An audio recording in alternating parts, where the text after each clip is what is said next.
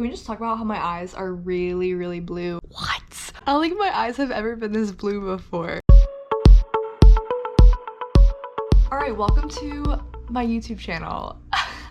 My name is Abby. Today we're going to be doing a NCAA preseason rundown. It's basically just going to be my predictions of all the teams this year. This is going to be a very unorganized video, by the way. So I decided that we'll go in order from the national champion last year all the way down. I won't get all of the teams, but I'll try to do as many as possible. All right, so first we have Wisconsin. I am not counting them out this year just yet, but we can't forget that the majority of their starters from last year graduated, but they did secure some pretty good transfers, including Chanel Brandschreiber from Baylor. But yeah, they still have like Anna Smrek, Devin Robinson, Julia Orzel, Nebraska. So obviously Nebraska is going to be a favorite this year. We're bringing back pretty much all of their players. They almost won last year with 3 of their 6 starters, I'm pretty sure, being freshmen, but there are some unknowns, especially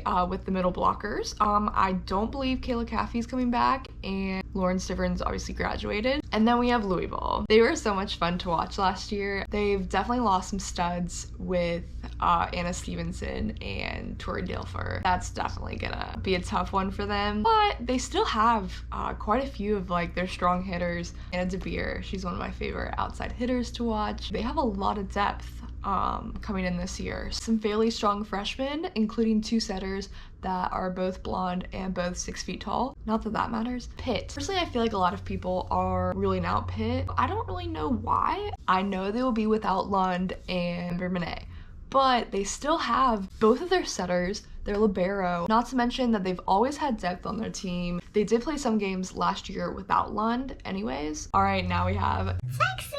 Y'all know I love Texas. They're one of my favorite teams. I am so excited to watch them this year. Yes, I know they've lost some players, but they seem to be replacing them pretty well with players in the transfer portal, aka Maddie Skinner, aka Zoe Fleck, aka Sage, I don't know how to pronounce her last name. And of course, Keona Leakana from Nebraska. That was a huge steal.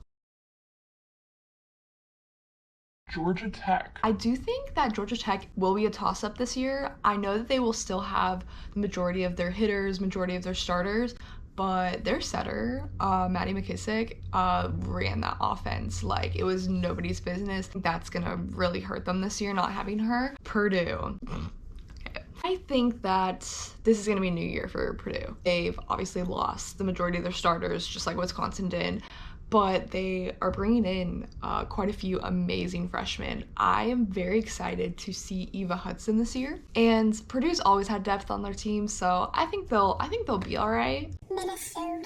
I have a good feeling that they're going to pop off this season. I know they're without Samity. Everyone's like, oh, they're gonna be nothing without Samity this year. But we cannot forget that Golden Gophers upset Baylor in the tournament, and Stephanie Samity had this as her hitting percentage. Obviously, they have other options on their team to put away balls and succeed. They have a strong freshman class coming in, and they still have their setter and their libero. Next up, we have Baylor. A lot of you all were upset that I did not include Baylor in my top 5 teams to watch video on my Instagram. I personally am excited to watch them this fall. I'm really excited to watch Avery Carlson dish up some sets. She is a stud setter coming in. Next up, we have Florida. I personally think that Florida is going to have a totally new look this year, but I think they're gonna surprise some people. They have an amazing freshman class coming in, and they got a lot of transfers too. I live in Florida, so I get to watch the Gators play. I'm gonna watch them play against Stanford. As we can move on to Stanford, they also have brought in quite a few freshmen. I'm also excited to watch Kimmy Minor. I'm very excited for the Florida-Stanford game, if you can't already tell.